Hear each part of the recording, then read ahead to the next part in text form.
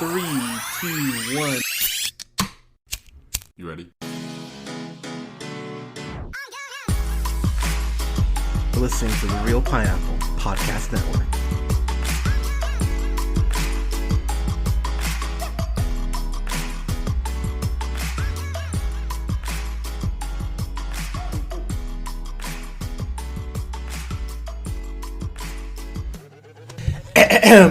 Good evening, everybody. Thank you so much for listening. This is Hunter here, and I've got a full house here. Oh my god, there's so many people here, so much room for activities. So I'm gonna go around the horn here. I'm gonna let you introduce yourself. So I am your humble co-host. This is Hunter, and I have. Oh, I'm Allie. If you guys listened to the Halloween episode, I was on that one too. Which, if you haven't listened to that, you should, and you're going to be on the Us review too, Yes. Which reviews are already coming out for that. They're saying it's great, so of course it is. Because it's Jordan Peele and he's amazing, and I have. I'm Alyse. I'm a first timer. Yeah, and you actually left your house to come over and do this, like. I know, it's a rare thing. Like, thank you, like. I'm not gonna that's the problem I'm the most honored about, because I know how hard it is for you to leave your house without wine being involved. So I was like, oh shit, like I'm just a nap connoisseur. that's fair. And I also have. Hello, I'm Daniel, the token English person. I was about to say no. We are not doing a Doctor Who audio adventure. This is actually Captain Britain.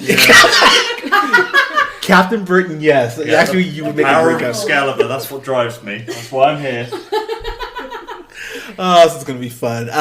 We're actually reviewing Captain Marvel, and I'm about not a half hour, like 90 minutes out from it, so it's very fresh, so you'll get my true feelings on it. So, just going to get this out of the way. So, what? Rotten Tomatoes pretty much shut down, it seemed like, in the last couple days, because there's so many trolls going after Captain Marvel, trying to bash it with bad reviews. It's doing really well already. It's setting for I think I read $350 million weekend between international and domestic. And I just gotta say, because there are guys who are, of course, going like, oh, it's a feminist agenda, blah, blah, blah, blah. Like, you're making the guys who actually want to see more diversity, you're making our job harder. So stop with that shit, please.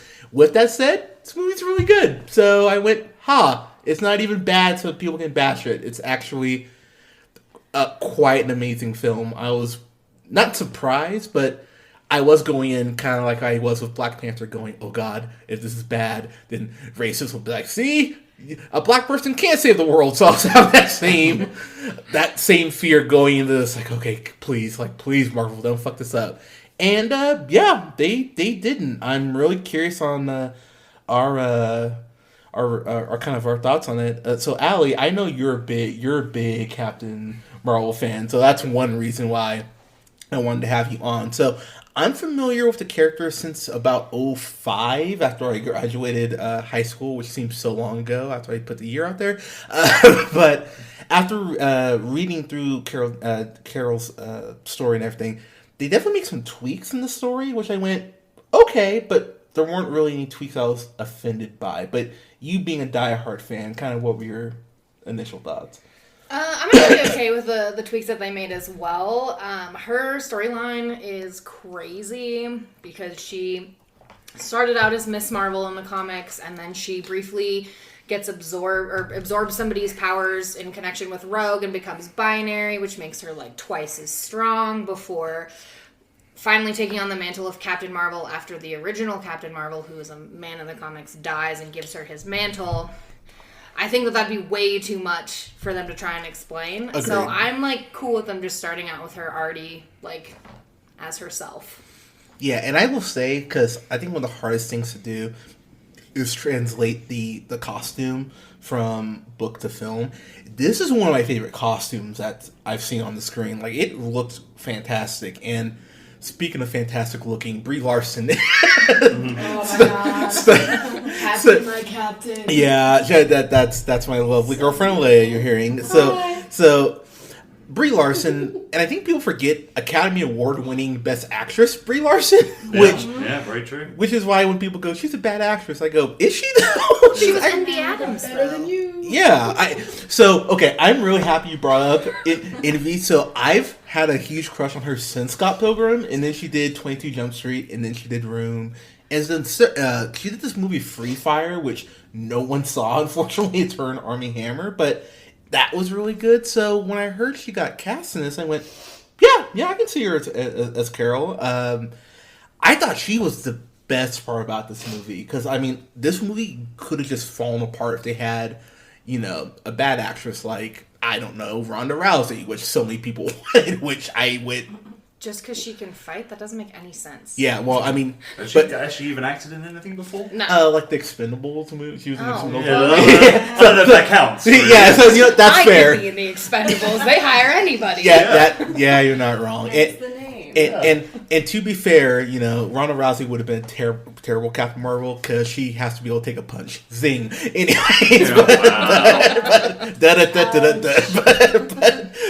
Alyse. Tell us how you really feel. Yeah, I know. But Alyse, as far as your connection with the character, like, kind of, how are you kind of feeling going into this? Because it took Marvel. Oh God, what film was this? Number 20? I want to say 20. It's like 20 or 21. I don't think it's that many. I think because it was 17 was Black Panther, so 18 was 19. Endgame.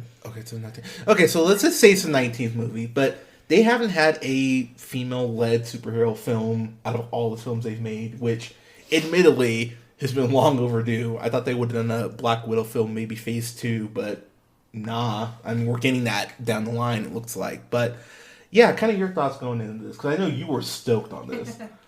Well, my reason was for something different, but I did appreciate Captain Marvel too. I mean, Daniel and I were talking about it, and a guy goes into the movie and they're like, yeah, that was a really great movie, but for girls, especially younger girls, like, it was kind of like you in Black Panther. It's like, you know, it hits you somewhere that some other people might not know about. So, being a woman in this day and age, I definitely needed to see that movie.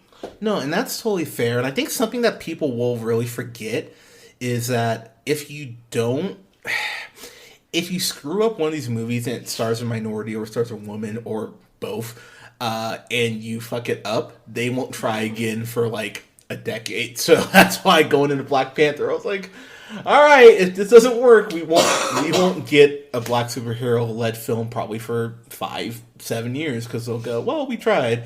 When was Catwoman? I know that's a horrible example, but I'm just putting out there, that was, 06? 04 maybe? I don't know. A long time ago. Yeah, so I mean, and then Wonder Woman was just so recent, so I mean, we've had almost like a 13-14 year gap, between them, quote, trying, unquote. I don't think Catwoman counts as a try, but, I think Elektra was after that, but I actually hated Elektra worse. I didn't even remember that existed. Yeah. And I think that speaks volumes right there, that you don't even remember. You're like, we did do an Elektra movie. I think that's what happened with the movie it came from, because like people forget that Ben Affleck was also Matt Murdock. Oh yeah. Yeah. Oh, can we not talk about that terrible movie? Like I like Evanescence, and even like when I heard that song, I went, "Why is this in here? This doesn't make any sense." But damn, kind of your thoughts going into it, like, because I don't think do you have a connection with the character, or are you just kind of like, well, Alyse wants to go see this? Like I have to kind of. No. I mean, I was totally keen to see it, but my knowledge of Captain Marvel was more the DC character. Captain Marvel, as in the Shazam, what's now going to be the Shazam character. Yeah. So I wasn't familiar with the Marvel character at all, really. Okay. But, I went into it with an open mind. I was really happy to, all the points you made about having a strong female superpower, being represented on screen. Yeah. It's nothing but a good thing for me. Well, what I found interesting, or I'm finding interesting, it seems like some critics are very... like, it's okay. And then I'm seeing other critics who are just like, oh my god, this is amazing, like, this is great, this is fantastic. Mm-hmm. I got into an argument yesterday on my Facebook about this, which What's new? Right, yeah. If you follow me on Facebook, I can't post anything anymore. It seems like a lot of people going like, burr, burr, burr, burr, so, but anyway, so, I posted, like this, not like a GIF, but like a picture of showing multiple superheroines from the Marvel Universe. And I had one of my friends go, well, it's not like they could throw a proper haymaker. So I was like, well, they're going through fight training and martial arts training, so they probably could throw a haymaker, and then turn this whole thing, well, like Brie Larson never served in the military, and it's just like, oh my fucking god, why can't? So let me just put this out there. So in that context, go ahead. I was just saying, in that context, the logic of that argument is that every person portraying a soldier in a film has to have served in the military, regardless of gender. That's the crux of that argument. Yeah, correct. Okay. That's interesting. That makes... well, it's not like she wasn't actually trained by Air Force pilots or anything. I mean... It's crazy. Like, she just went into it like, I know what I'm doing. It's fine. This is fine. I can wing this. Yeah, so I think what bothers me is, like, taking that argument exactly. Like, I'll have people go like, oh, Captain Marvel, why is this so important? But then, Tyler Perry's been making black people look shitty for over a decade, and I've made this argument forever, and no one's like, what's the big deal? Have fun with it. I'm like, what? How does this work? So, look, so one thing that I will say, and if you've listened to the podcast, one of my biggest complaints in female-led movies are two things. One, women can't support other women, which it's almost like that just bugs the hell out of me. And then the other thing is, so many times the romantic interest or the romantic storyline always feels forced. Like 70% of the time, I would say, out of the stuff I see. So not only does this Captain Marvel have women supporting other women, which I went, what? This can happen? And like, that was great. And then two, no romantic interest in this movie, which I went, not at all. It was great. Yeah, and that's a lie.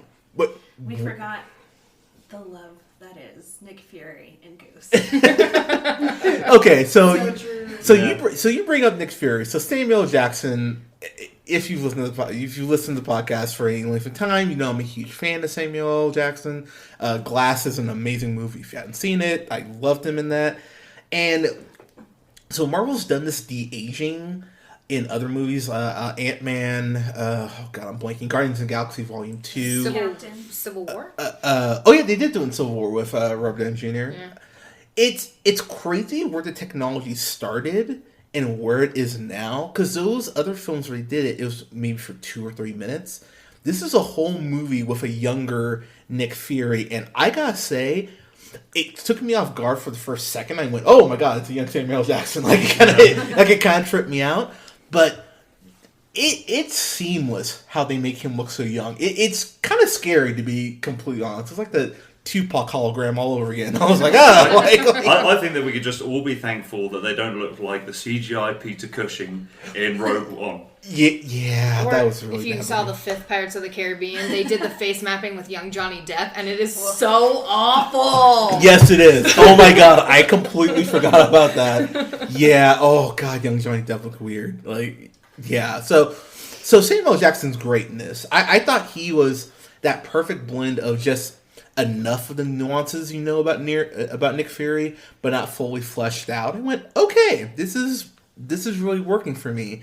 And I've seen some people on the internet freak out about how he lost his eye. I thought it was perfect. I thought that was one of the most brilliant things about this movie, is just how, when you find out how he loses it, you go, huh, okay, that's actually rather amusing to me. And it actually made me laugh. Allie, kind of your thoughts on Nick Fury? I thought it was great because he said the last time he trusted somebody, he lost an eye, and that means that he trusted the cat enough that, especially even after he found out.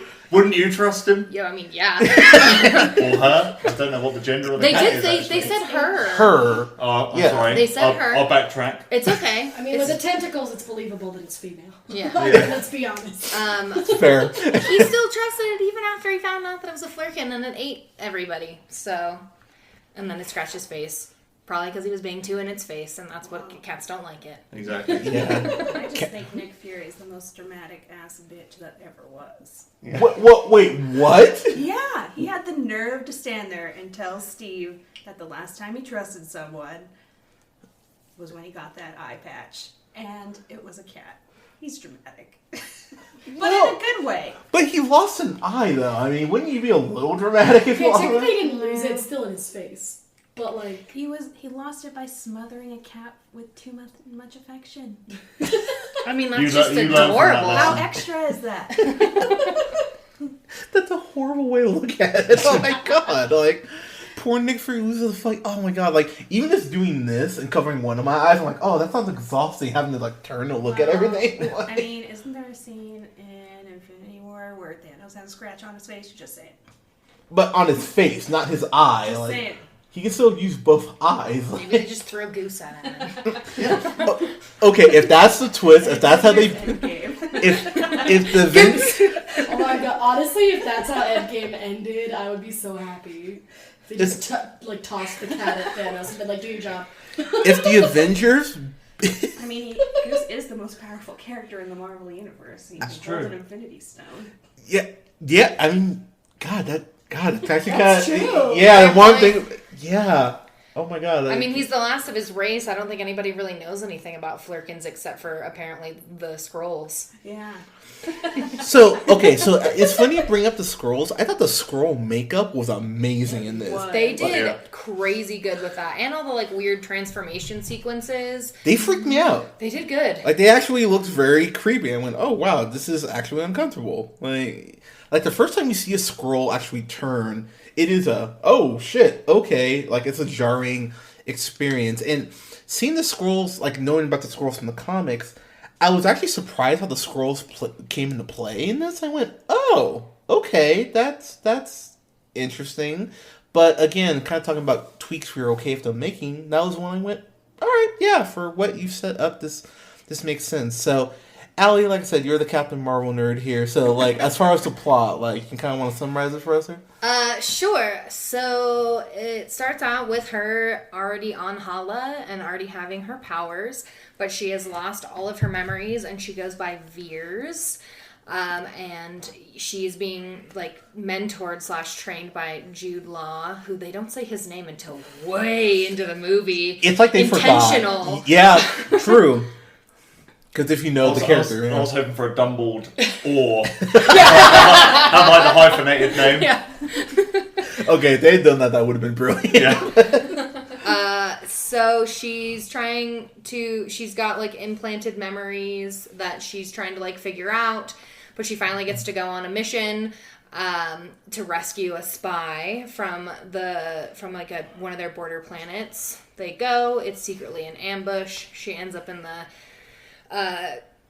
getting captured by the Skrulls, who are searching through her memories to try and find somebody named Dr. Wendy Lawson, played by Annette Bening, who was freaking awesome. Okay, the fact that Marvel will get these like institutions, some like a Annette Bening or like a Robert Redford or Michael Douglas, it's a trip when I see him pop up in this. Like I was like, Annette Bening's in this? I was like, oh, Yeah. all right, shit.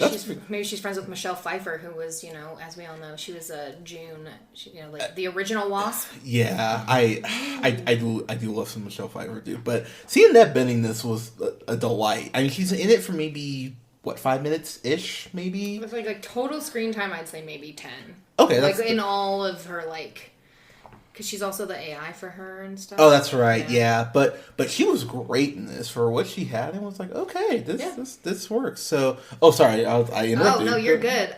So she ends up breaking out of her like bonds, has a cool fight scene, shows how powerful her photon blasts are, and then she steals a pod and ends up she ends up crash landing on Earth. And through a blockbuster.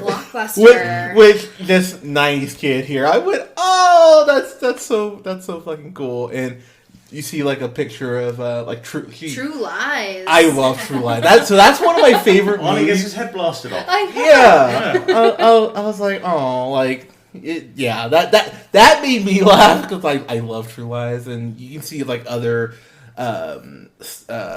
movies in there that like are total 90s movies. And then she has that great scene where she runs into the security guard and goes like, what which is not what quadrant is this, or she's like, is this C-53, which is Earth's like number, and then she's like, is my universal translator working?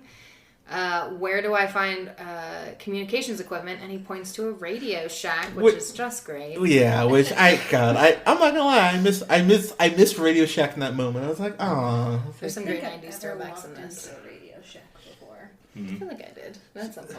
So, I definitely walked into Radio Shack because I would need, batteries as a kid. Communication device. Yeah, exactly, for when I crash landed. But, so, one thing before, as far as the rest of the plot, but the soundtrack in this is amazing. They have a Smashing Pumpkins reference, and it's being kind of a Smashing Pumpkins fan. I went, oh, okay. And the last song that they play kind of during her big fight scene, I'm a huge No Doubt fan. So them playing Just a Girl, I went, yep, this totally works. Oh yeah, full spoilers. I probably should mention at the beginning, but but I haven't said anything spoilery, so that's too spoilery. So yeah, full spoilers here. But I guess like the Goose can hold an Infinity Stone is kind of a spoiler. Yeah, that's kind of one. Yeah, I mean, what are you gonna do? I posted the end credit scene on my story, so if you guys are friends, follow me. I just ruined something for you. Okay, so I know we're jumping around, but I since you brought that up, so the very last post-credit scene, like, it's not important, it's just funny, and I was like, this is cute. The mid-credit scene, you need to say for the mid-credit scene. I cannot stress enough how important the mid-credit scene is. So I was sitting there, and of course you see beautiful bearded Chris Evans. Like, I love that man so much. So you see him and Black Widow, and you see Rhodey too, if memory serves, don't you? Yeah. Rhodey's in it. Yeah, I forget the black guy, of course. So you see, I know, right? You see Rhodey, and you see Banner, and they have the pager from the end of Infinity War. Thank you. God, what's wrong with me? So the power on it goes out, and so they're like, oh well, shit. Try to go and get this going, and so the camera pans. And it pans back, and Carol's right there, and I was like, Aleia will attest this. I was like, God! Like, that's pretty much the sound I made. Almost beat for beat that I made. And went, oh, okay, now we're cooking here. So the movie does a great job of portraying her power set, which, Allie, I'm going to refer to you and Alyse here again. So I know she's got the photon blast. I know she can fly. When she's glowing, that's binary form. Yeah, it's her binary form. She can technically swallow the sun, which she says all the time in the comics, because she legitimately is the most powerful of all of the Marvel superheroes, and it's because she like literally is like fused with like a Kree and also all this like extra power shit. She was part of an explosion, which they show in this movie. It's slightly different than what happened in the comics, but basically she's a pilot. She ends up in some sort of like test. There's a crash. There's an explosion, and she gets fused with a Kree and like Kree blood and like all this other like powerful stuff. And that's how she becomes like part Kree and gets all of her powers. But she's more powerful than any of the Krees. So I think so. You bring up the explosion. One thing I really did love about this movie, her origin when the explosion happens, it looks painful as hell. I was like, oh my god, you're seeing everything like fuse to her, and you're seeing her blood change and her eyes roll. I was like, damn, it's like that. Like God, just get bit by a spider or something. But like, but it looks painful. And so it's Jude Law. Is it your Yornog? Is it Yonrog? Yeah. They do a really good job this movie, and this movie has more in common probably with a Phase 1 film than anything, because it is very much an origin story. I mean, we had Doctor Strange a couple years ago, but this does feel like a Phase 1. But it feels like a Phase 1 film, like, kind of in its pacing and then as far as its payoff. And I was reading some reviews about this, and people were saying they thought the pacing was slow or everything.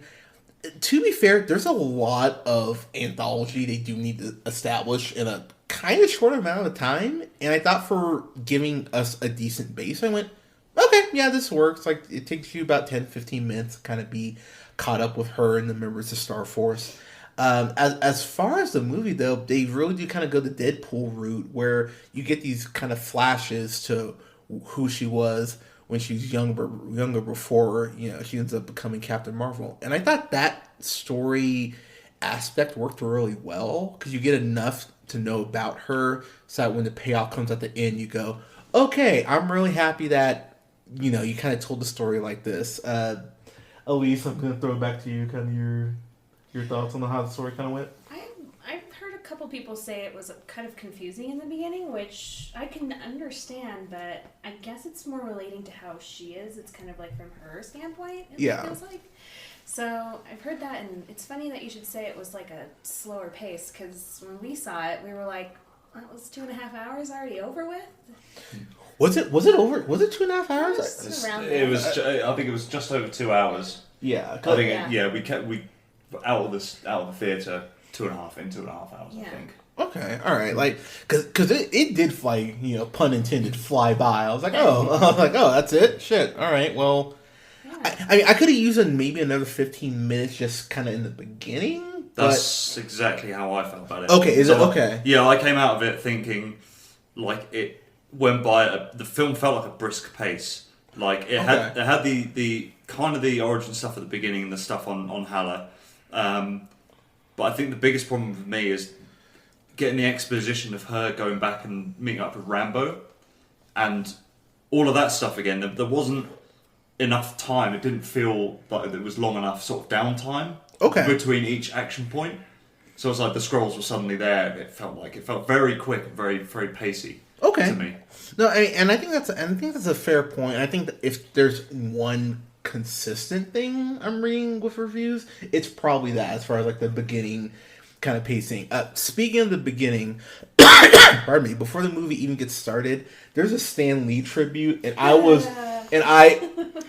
my heart. So we never did a proper thing on this, and so I'm going to take a moment here.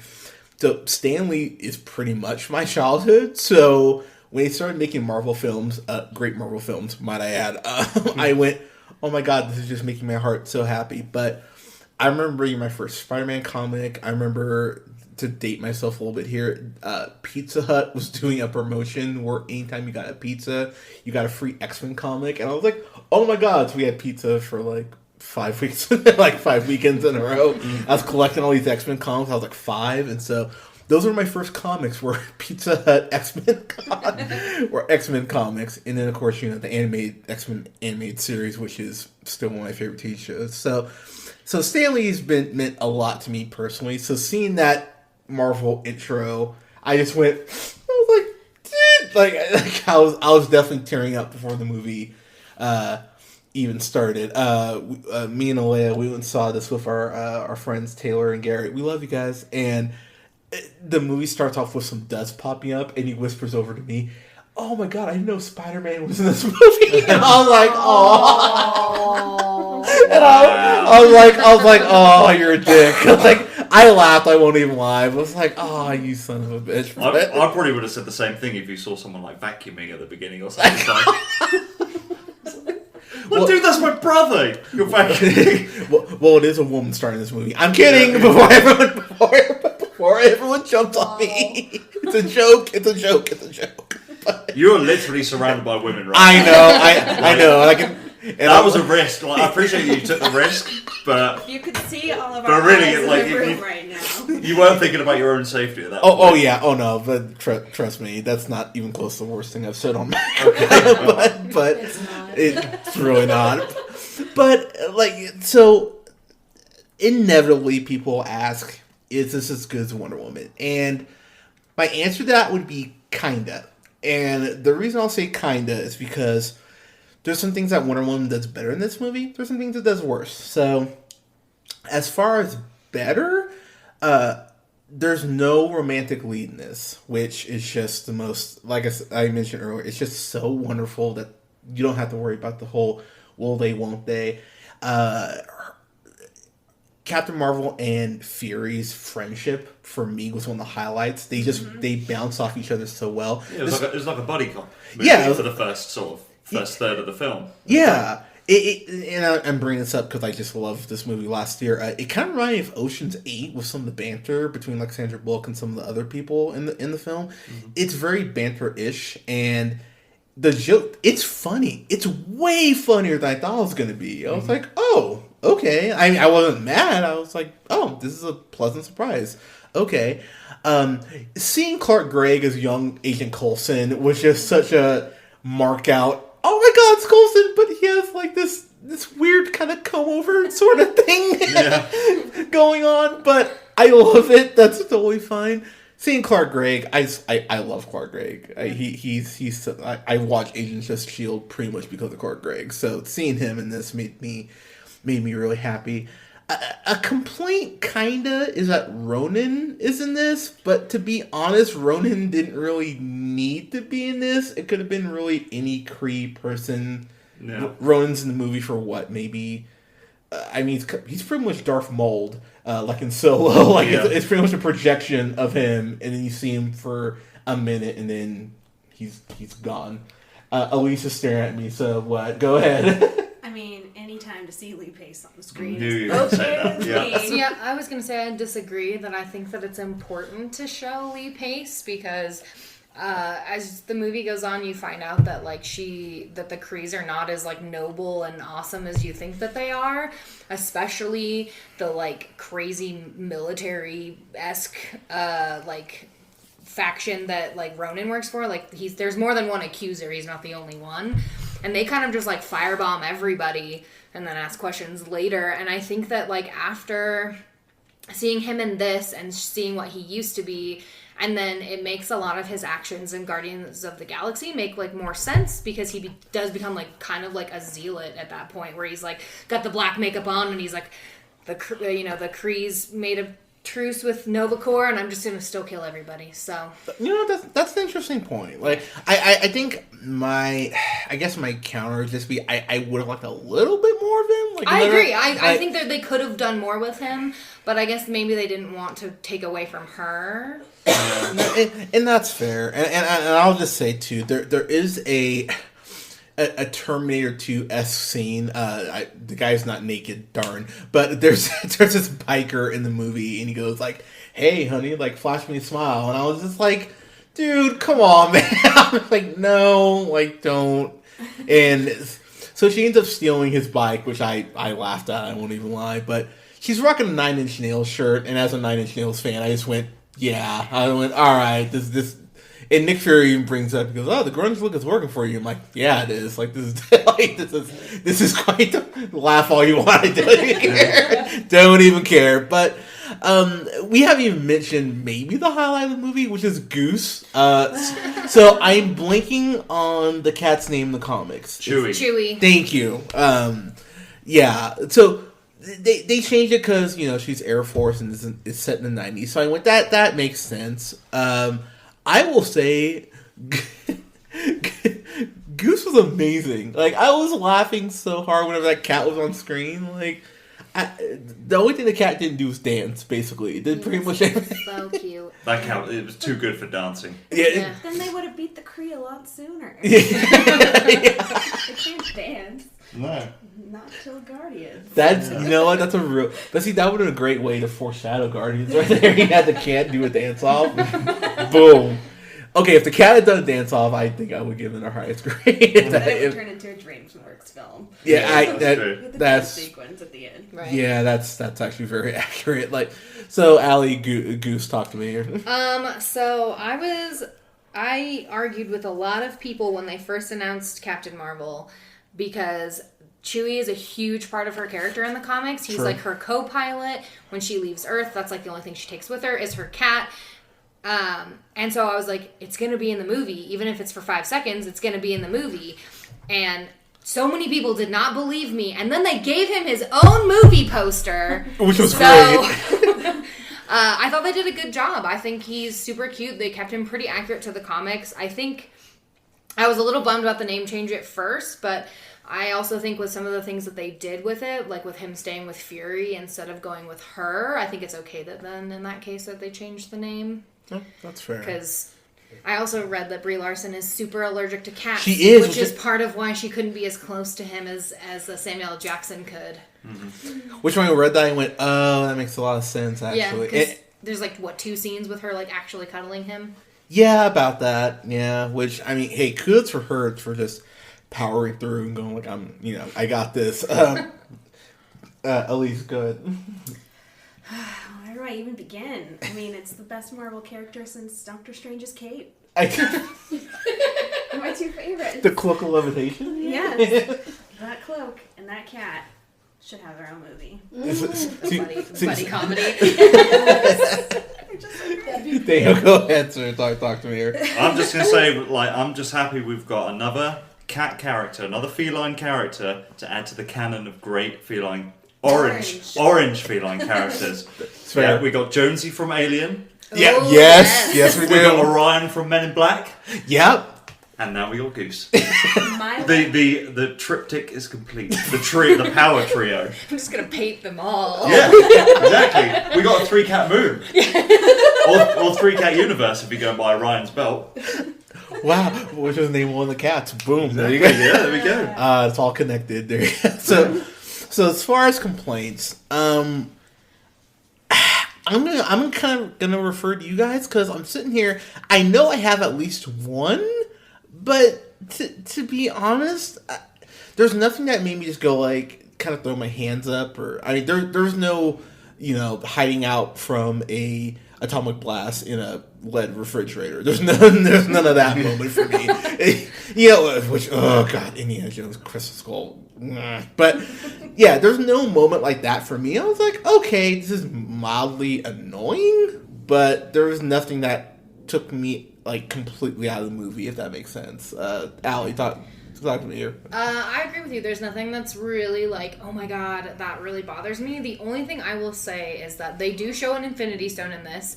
Since it takes place in the 90s, it makes sense. They show the Tesseract, and Annette Bening's character, who turns out to be Marvell, is using the Tesseract, and I feel like the way that the movie outlined it made it seem like she created the Tesseract.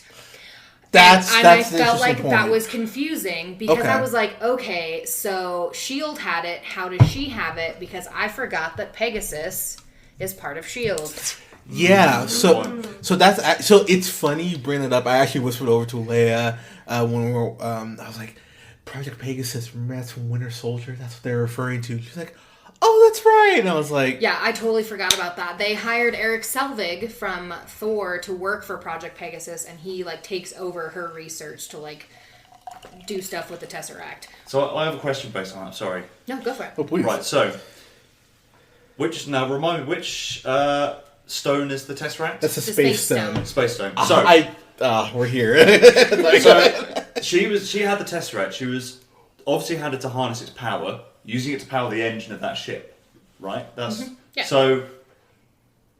So Captain Marvel, she embodies the power of the space stone. Yeah, she has Tesseract powers. That's Yeah. fine. I'll You're just clear it out. Clear it out of my head. That's fine. That now makes sense. No, which honestly, when you explain it like that, it like, we mentioned earlier that, hey, Marvel should probably have this character introduced earlier.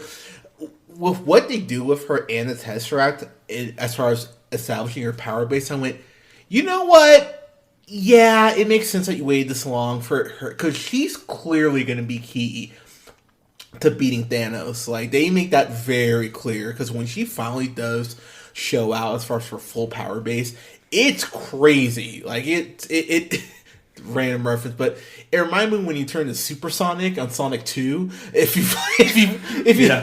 you play Sonic the Hedgehog 2 and you get 100 rings and you jump up, it's like, oh shit! Like, that's what it reminded me of, because when she's glowing and she hits binary form and just starts fucking shit up, I went, okay, this is all working for me. And her showdown with Jude Law, and this is something that I'm bumping the movie up for.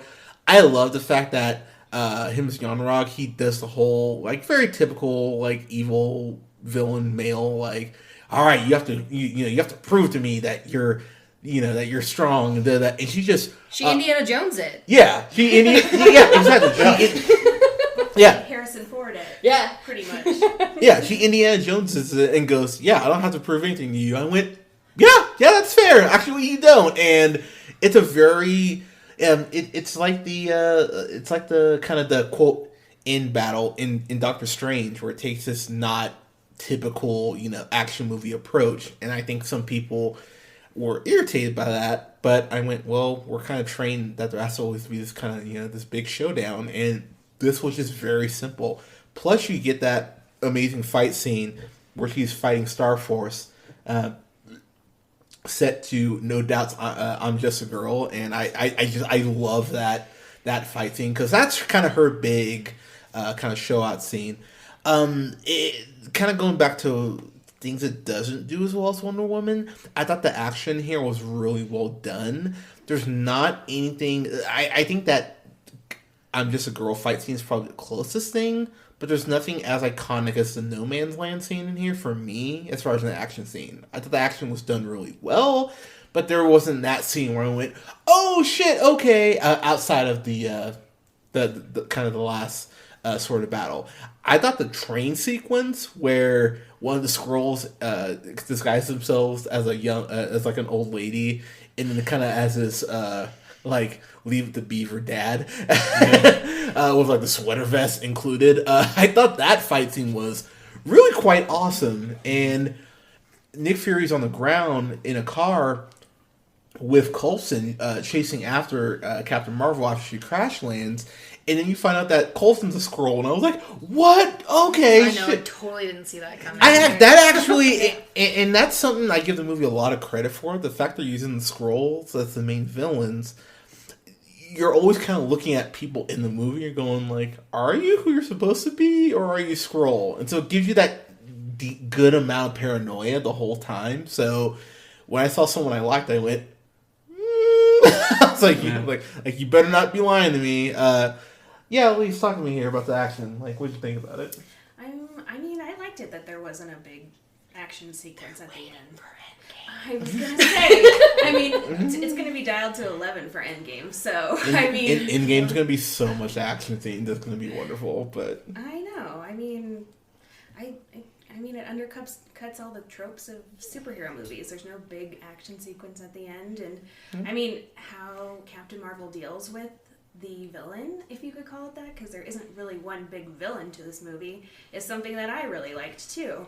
She basically said she had her hand tied behind her back the whole time, and that's what it felt like. Especially as a woman, we get that all the time. So for her to finally realize, oh, actually, I've been a hero all along. And I'm way more powerful than literally everybody. It doesn't need a big sequence. Wait, are you saying that women are somehow repressed in our country? Do you know how many great moments there were with oh, you'll never be as good as a man. Do you know why they call it the cockpit? I was like, so I'm not gonna lie. So when that line was dropped, I'll sit in my seat and I was like, what a dick! And the guy. That's what happens. And the guy next to Aleia just laughed because I was like, dude, I'm like, come on, really? But what made me sad is I went, I've seen that happen to women, shit like that, where I just go, dude, come on, man, have a little shame and no. It's also kind of sad that they were saying that in the 80s, women were not allowed to fly combat in the Air Force yet. Yeah. That's insane. That's not even that long ago. Yeah. I mean, that speaks to how homoerotic Top Gun is. Let's just... Yeah. it all makes sense now. It really does. You needed a female pilot to balance that out, because that film is... Well, the jean shorts and the volleyball. The volleyball scene alone, it's a very it's a very homoerotic movie. It should be on Cinemax if we're being completely honest. But so I'm sitting here trying to think of a complaint, and I don't really I think some of the space stuff. There are pockets of it where I went, this looks really great, and there are some pockets where I went, alright. It looked a little bit like Stargate to me. Not often, but there are a couple points I went, See, I wasn't bothered by that, but I will say that there were times that her mohawk, when she had her mohawk helmet on, that her chin didn't look like her. And I was like, you guys did a weird job with the CGI on that. No, I superimpose Christian Bale's chin. Yeah. It's fine. Oh god, we need a chin. Oh, which superhero wears half a mask? Oh god, just get hold of Nolan. We need it. We need that chin. Wow. No, that's actually a really good. That's actually a really interesting point to bring up. I'll say Brie Larson, I was reading over, the training regimen she went through, and holy crap, it's intense. She went through, 9 months of with just like pure weights, and then she was talking about how she was doing like the combat, like the flight sequences in between that, and then she was going to 2-a-days for the last 4 months. I'm like, good grief! And she learned how to fly a plane. She was like trained by the Air Force. Yeah. And the guy that was at the end of the credits that they were like in special thanks to, he died like right after they finished filming. Cajun. Yeah, Cajun. Yeah. Code name or whatever. Code name. You know what I mean. Yeah. Yeah. Oh, that's horrible. I didn't know that. Call sign. That's it. That's the word I was thinking of. That was like her main like guy that like trained her, and then like right after they finished filming, he died, which was really sad. But so her best friend, that's Rambo, Maria Rambo, Rambo. Rambo, Yeah. Rambo. Of course, it's Rambo. So that's Lashana Lynch. That is a key relationship in this movie outside of her and Fury. Anytime they were on screen together, I thought the movie was just a masterclass. Like, they play off each other so well, and when she remembers who she is, and they're going through this kind of, not like a scrapbook, but they have this like box of old memories and pictures and stuff. I just went, okay, this is like melting my heart right now, like how cute this is. So I mean, if there's a quote romantic relationship unquote, it's really this friendship. This, you know, they're BFFs, as the kids would say. What's the female version of bromance? That's a good... Yeah, what is that? Why don't you have that word? Friendship. We don't need that. Come on. We are comfortable with who we are as friends. We don't need a special name. Like, what? You're saying... Why not? What's wrong with a special name? Yeah, like... It's because you're suggesting it's more than friendship. I just don't think that there's a word that like fits the way that bromance does. No. Gal pals. Gal pals. There you go. We'll go with that. Galentine. Yeah. Oh! Yeah. There you All right, go. I'm good with that. Boom. We'll go with the Parks and Rec reference for that one. There you go. Well done. But they're galentines. Pardon me. There we go. Yeah, there we go. Making it a thing. It's a thing now. Yeah. That galentine... it's just, it's going to make me laugh when I hear that now. But that is such a central part to the film. And it really does flesh out Carol's backstory, so that when she does become Captain Marvel, and when she changes to the Captain Marvel colors, I went, okay. Did you like the Iron Man color that they did first? Yeah, I laughed at that. I went, I prefer the Tron color. Yeah, right. I stick with that. You look so neat. okay, I'm really happy I wasn't the one who knows that kind of way. I went Tron, and then when she changed, I was like, I was like, that could be an alternate costume. Exactly, like just switch it on every so often. I'm curious to see what they do with her costume, because the Russo brothers said that her costume for Endgame is the most comic accurate. And Really? They're going to change it up for different movies. Yeah. You know? Hey, Are they going to give her her little side scarf and her long Oh, gloves? that's right. that they might, and hey, Disney has toys to sell. All right, they got Switchy's costume. Hey, Alternate her Barbie costumes, comes with Goose. It's adorable. Wait, what? You mean Goose comes with Cat. Okay, so I The was... Goose Barbie comes with a Captain Marvel figure. Yes, Yeah, it's okay. part of it. So I was just recently in Disneyland, and I was so excited because I was really hoping that they would have tons of Captain Marvel stuff, and they did. They had like a whole section in the Guardians of the Galaxy store and like in all the other Disney stores that was just for Captain Marvel. No adult sizes, which is crap. Oh, that is they have crap. adult sizes in every other hero, but not Captain Marvel. Boo. But they sell cups, and they sell the little mini backpack that I have, and they sold her Barbie, and they have her like a little photon blaster that you can buy. And there were Nice. so many little girls that were getting so excited for it, and it was so cute. And That's nice. and she's actually going to be a character you can meet at Disneyland, because we stood in line to meet Captain America, and the guy who was running his line, I was wearing a Captain Marvel shirt, and he's like, "You're missing her by 1 week." No. That's cool though. That's I'm really excited. It's nice that the little girls can have that sort of thing to a hero to root for like that. Yeah, it's so really nice. cool. Because I mean, you know, you get so many boys that dress up as Spider-Man or whatever. Oh, yeah. You know, like I had friends that would dress up in costume and everything. Never had.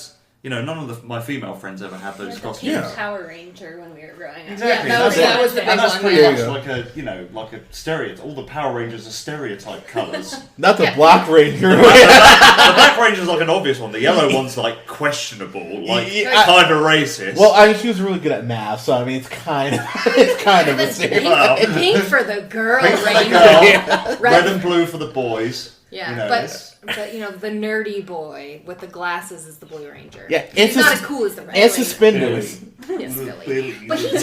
But he turned into a Triceratops, so I was cool with it. Exactly. Okay, so just real quick on Power Rangers. So Amy Jo Johnson played the Pink Ranger. She was also on that show Flashpoint, which I loved her on. She's wonderful. If I ever meet her, I'll look at the ground and be like, hi Amy, or Kimberly. Can I call you Kimberly? But yeah, that show was like stereotype central, but they sold the Megazord. I didn't even care. I'm like, yeah, I'm like cool. Give me these toys. I mean, kind of starting to wrap up here. And I said this earlier, but representation is important. And good God, Marvel could have fucked this movie up about 12 different times. I was really sitting there, kind of like DC's job. I think that's why they're making Shazam like straight comedy. So look, I mean, I've definitely talked shit on DC on this podcast because A, it's my podcast, 2, they deserve it. So I'm just gonna say this right now. Because inevitably people will say like you have a bias against Marvel. Blah, blah, blah.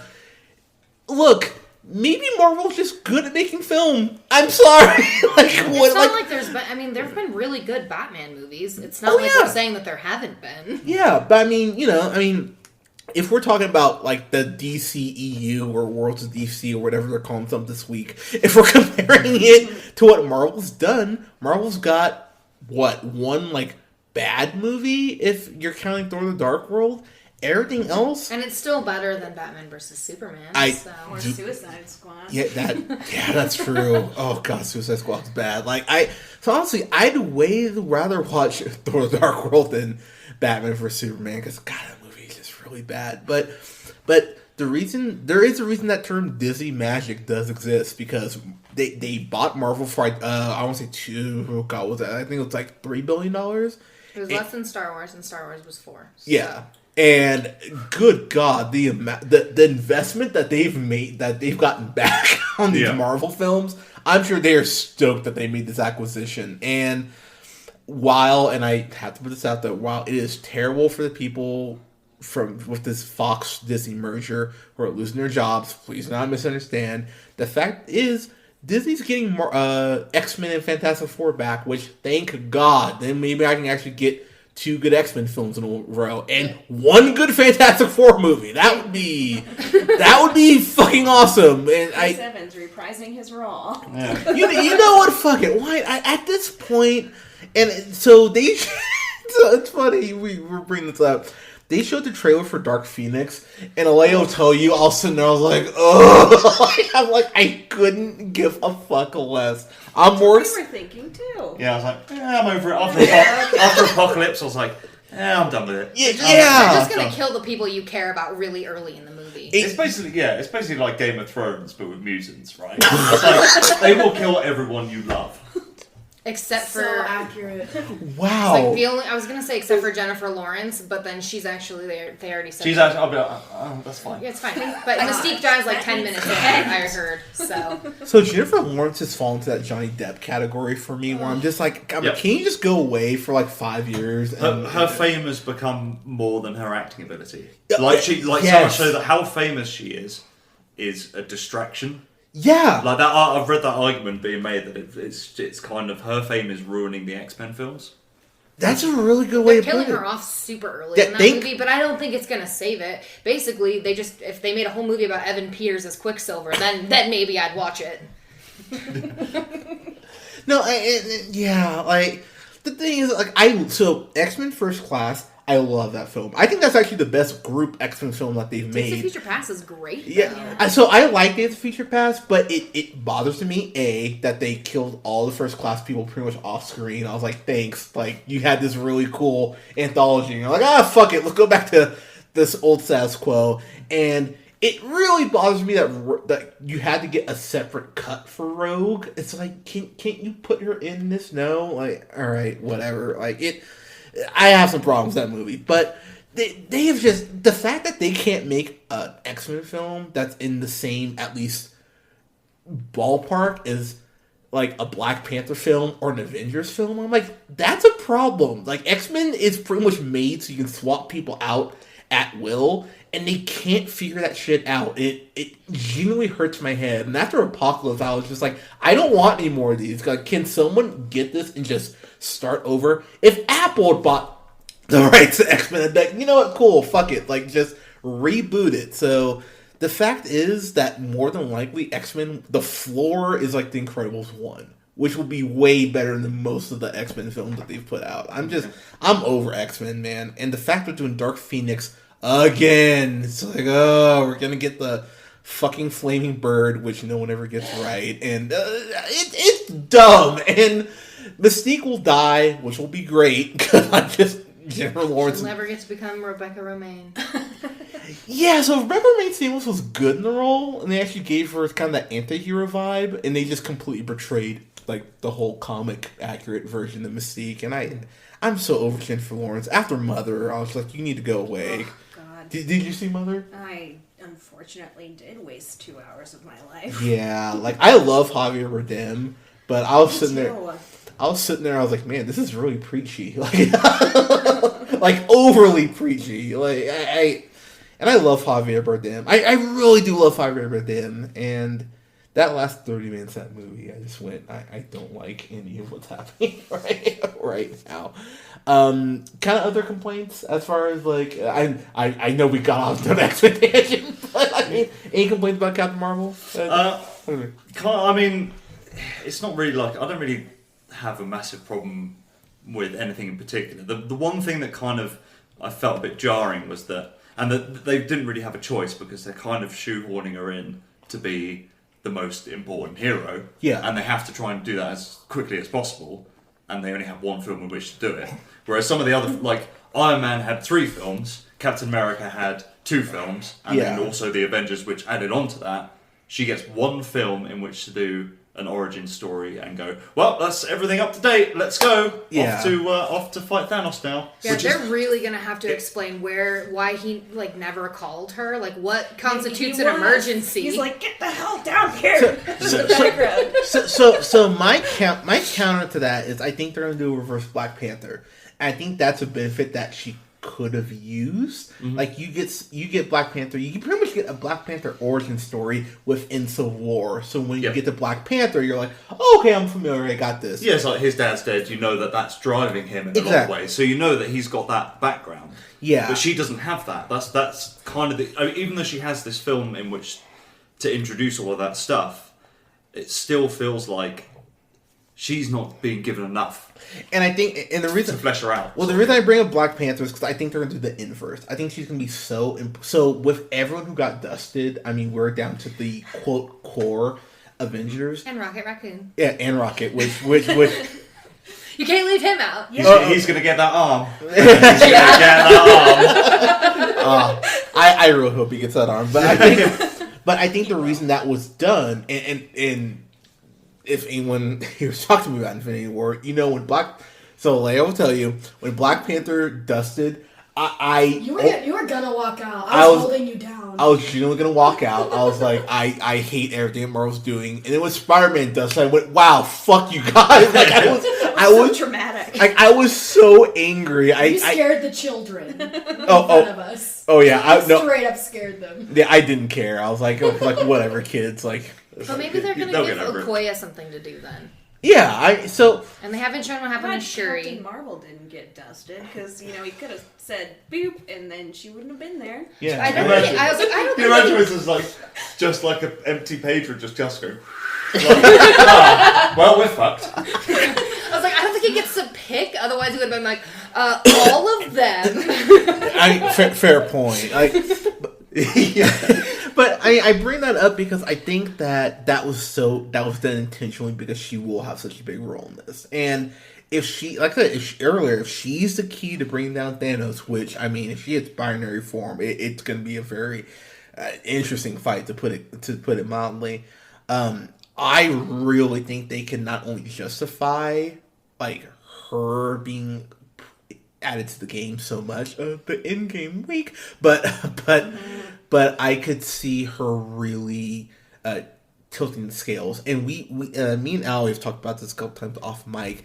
The fact that they've set up a Wakandan embassy in Oakland, and the fact that I think they say they're in they're in She's LA. in LA, yeah. It screams West Coast Avengers. Like, it's so right there that if they don't do a West Coast Avengers film, I'm gonna kind of go, really? Like, no? Like, well, considering that I think, and this is just totally theorizing, but I think that they're gonna have Maria Rambo's daughter come back and be like the new Iron Man, the female Iron Man.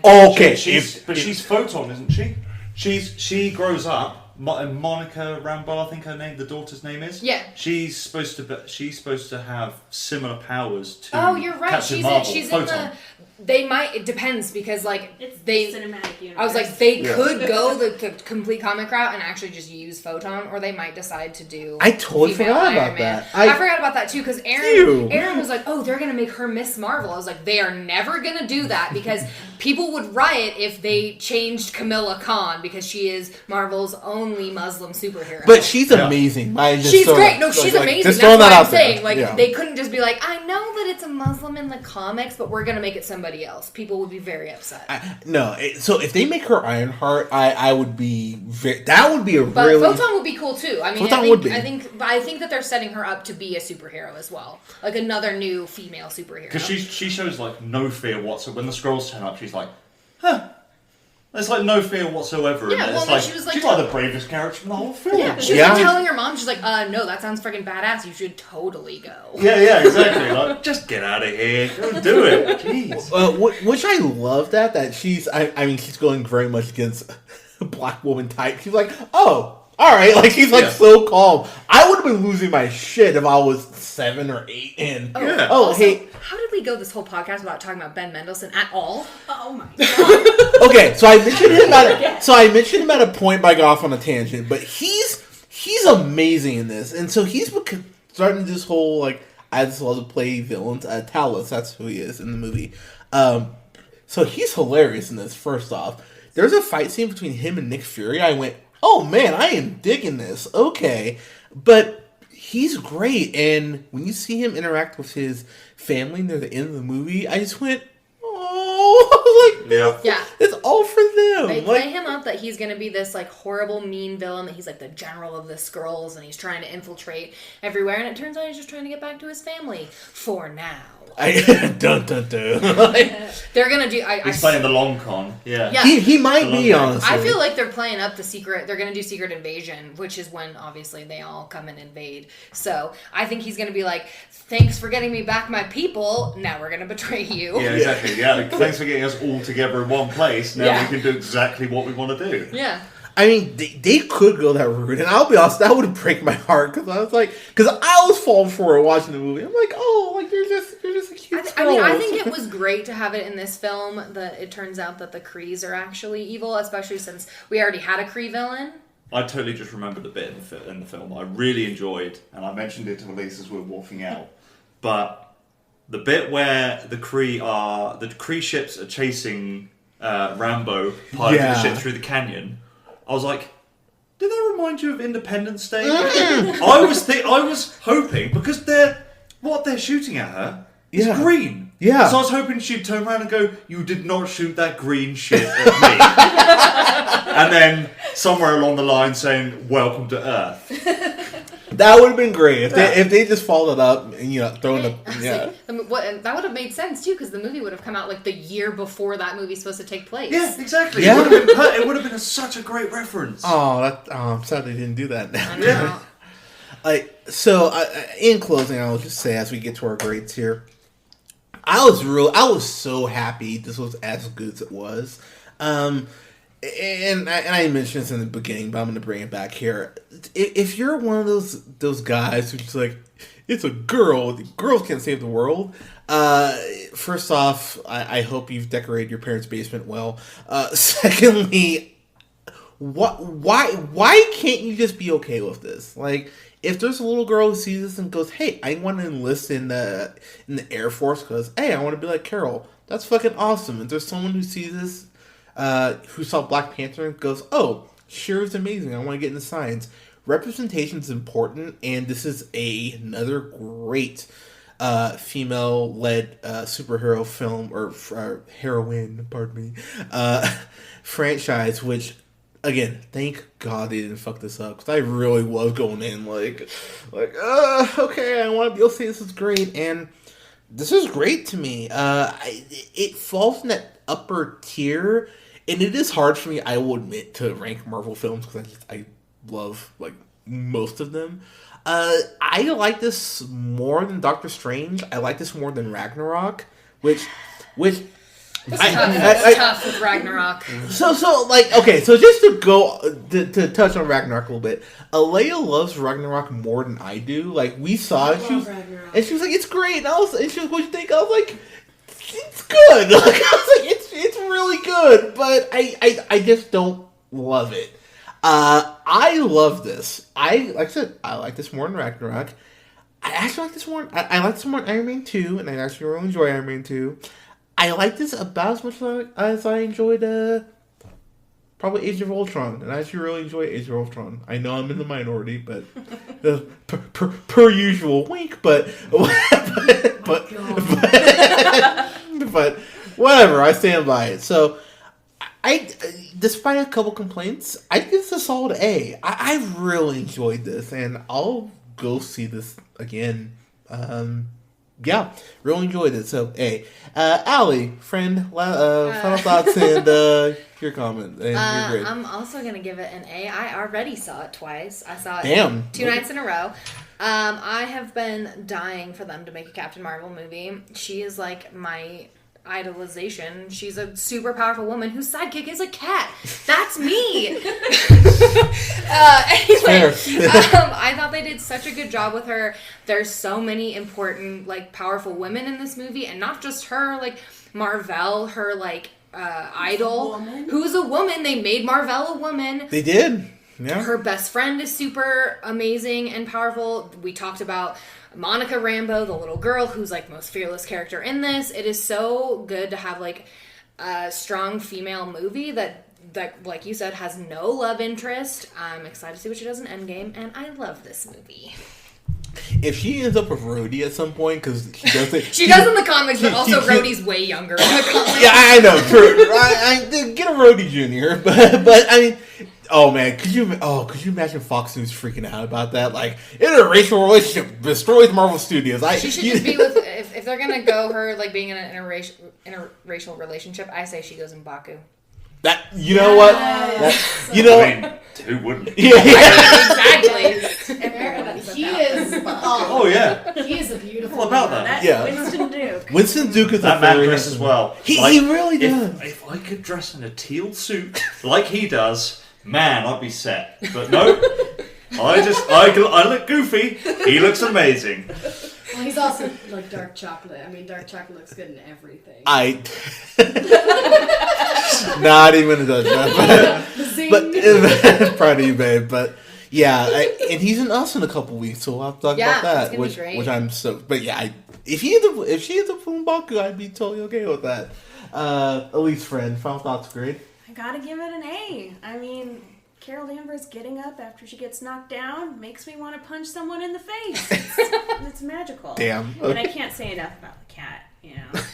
And I just think the Russo brothers are gonna have to figure out how they're gonna make this movie longer than 15 minutes coming up, because it's gonna kick some ass. So I'm gonna say right now, and this is gonna sound very controversial, but again, I don't care.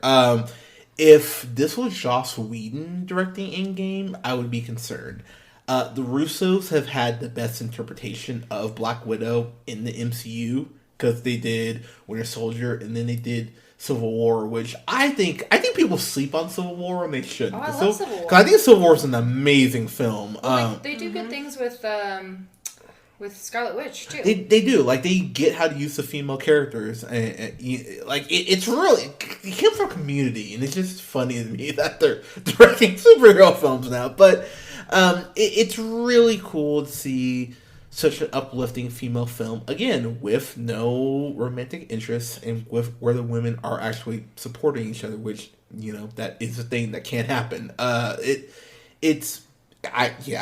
was really impressed with this, and it was 2 directors on this, right? Yeah, a woman and a man. Yeah, and props there. I mean, having two people direct a film can always kind of either just like crush it because you have two different, just contrasting styles, or can just uplift it. And I think it's definitely the latter here. Sir, final thoughts and grade. Yeah, I mean, I really, really enjoyed this film. I came out of it feeling like I was riding a high. Okay. Which is that's how I feel after I know I've seen something good and something that I've really, really enjoyed. I think, like I mentioned, the only thing for me was the pacing's feels a little bit off for me. And again, that's due to the fact that they have to try and force her in as a character before they do Endgame. Yeah. Which, for exposition purposes, isn't enough for me for an origin story, because I think if you stretch that out a bit more and flesh out her character a bit more, the background and everything, spread it out, I think you'd have a richer character. Okay. That being said, I did really enjoy it. I'm going to go slightly differently. I'm going to give it a solid B+. B+. Okay. Yeah, all right. You're... Get out. Not good enough. You're done. This is the last podcast I'll be appearing on. No, and like I said, I'm just seeing people hate on this, and I really do think if you're hating on this, you have an agenda. I'm gonna say it right now. I think that you're just not wanting to like this, which again, you're dumb, but whatever. I mean, you're entitled to your wrong opinion. Especially if you can't think of anything concrete to say about it. Yeah, there are things you don't like about the movie, but you can specifically pinpoint it to. Yeah. And it's nothing to do with the fact that there's a powerful female character in it. Exactly. Yeah, which I think is one of probably the strongest thing about the film. Yeah. And I think that's fair, but a lot of people are just like, well, it's stupid because it's a girl and they should have just done male Captain Marvel. No, he's stupid and from the 60s and boring. There's a reason they killed him. And I'm just gonna say this too, considering that in the comics, Carol Danvers gave birth to the person who raped her. I think if anyone deserves a movie to go like, oh hey, maybe we should atone for this really fucking horrible thing that we let get printed. Some real fucked up shit happened to her in the comics. In the 80s. I don't know who let them write that. Clearly a dude. So I mean, I think if anyone deserves a movie here, it should probably be Captain Marvel. And I'll say too, when she was Miss Marvel, I mean, she's in a unitard, and of course it's like figure hugging and all that. This is at least a practical costume, because you think about wearing a unitard and just having your legs and everything exposed. It's like, well, someone to go for your legs immediately. So the whole kind of armor look that the costume has, I went, yeah, this actually is battle ready and would make sense if you're, Aaron and I talked about that shows, we know that she got in really good shape for it. I follow her on Instagram because I just love Brie Larson. And she's posted tons of videos from her working out, but there is not one scene in this movie that she's even wearing a tank top. She's either wearing a t-shirt and jeans or her, Star Force suit. That's it. There was no male pandering to be like, look how sexy she is. There was none of that. This was clearly a movie that was like, we don't need to do that. She's powerful. That shouldn't matter what she looks like. Mm-hmm. And I will just say, kind of to touch on that, as much as I love the character, they should really give Scarlet Witch a practical costume. She actually hates those costumes. Elizabeth Olsen has come out and was like, can you please, can my boobs stop being in my face all the time? I will say, because, I do have eyes. I see, Elizabeth Olsen's costume. I'm like, okay, boobs, awesome, but practical? No. So, can we get her something where it's not, Yeah. Come on. I know there's costume designers there. What are you paying them for? Come on. But, guys, let us know what you thought of Captain Marvel before I go around the horn here. Allie, you sell cookies. Talk to the people. Please let them know. Yeah, so I brought this up when I did Halloween, but if you guys love baked goods, you should follow my other Instagram, Bon Bon Cure, and you can order macarons from me or other baked goods. So yeah, do that. Yeah, I actually have to hit you up for an order on my birthday. Actually, because Do you say macarons or macaroons? Macarons? Macarons. Is it actually macarons? Yeah. Macarons. I guess. Whoa. There's one O, not two. If you really have to go push the French stereotype. I know, that was... I know, God, I felt like I was watching Paddington right there. That was amazing. Alyse, anything you want to push, promote? Yeah, you good? I'm good. I mean, Allie's scones are really good, so I made scones for tomorrow. Wait, what? I It'll be the best draft day ever. Yeah, we're all in the fantasy baseball league, and our draft day is tomorrow. So fantasy baseball? Yeah. Really? So we're gonna do brunch. Allie's baked, which we've just found out, which is the best I did news. savory and sweet too. And cocktails. Oh my God. It's gonna be great. It's gonna be fun. So I invited you guys. We already talked about it. So next month we will have a pretty big review actually. So we're gonna have a review for Endgame, but we're gonna have a big brunch here with like 22 people. So many people. Yeah, there's gonna be a lot of people here. But we're gonna do mimosa brunch around like noon. Hang out for about 3 hours, then we're gonna all Uber over to Galaxy Theater, and we'll all see Endgame together. Then come back and review it. Yeah, I know, and then just like, I don't know if I'm prepared to talk about this. Oh, so it's actually funny you bring that. So after Endgame, not after Infinity War last year, Colin, who's on the podcast, we love you, buddy. So we come back to record, and he immediately goes to the liquor cabinet and just grabs the Jack Daniels. He's like, "Yeah, can we take about 20 minutes to kind of just calm down?" I'm like, "No, that's fair, man." So Yep. I'm assuming it'll be a similar situation with. My favorite character won't die in this one because he's already dead. At least your new favorite character won't die either. He might be in it, but Wait, who's your favorite character? Hiddles. Hiddles? Oh, that's right, Loki. I don't know. I see fan theories all the time that Loki's not dead because he was in this light my when Thanos was choking him, and when he dies, he'd have to be in this light. Whatever. So it's funny. I actually read a fan theory that that the version of Loki that was choked out was like his like projection, like kind of like in Dark World, and that Loki is moonlighting his banner, which is why he knows so much about Thanos. Which I went.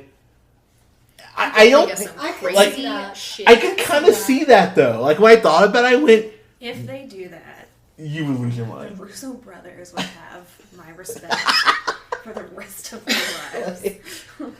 Like Endgame's on we're seeing on the 20. I don't think it's 27th. I think it's a Saturday or 28th. I think it's the 28th. Whichever one's the Saturday.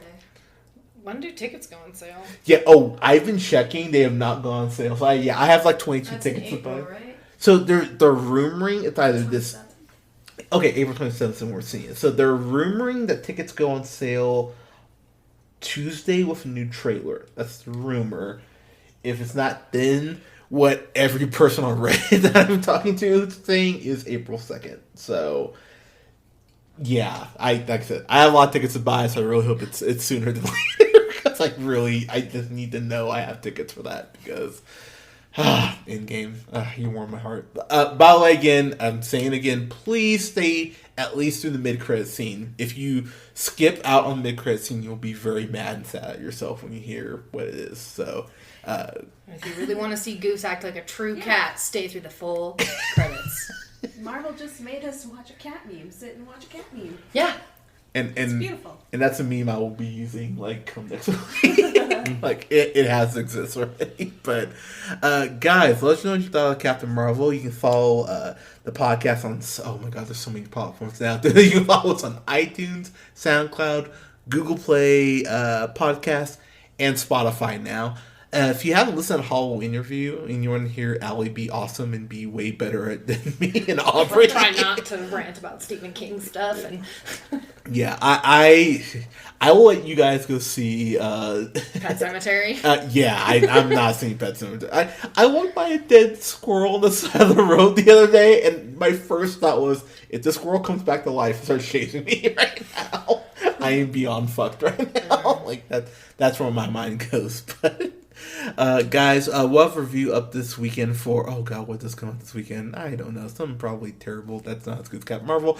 We'll have a review up for Won't You Be My Neighbor, because that's something I've been wanting to review. Guys, go see Captain Marvel. It's really great, and have a good night. Bye.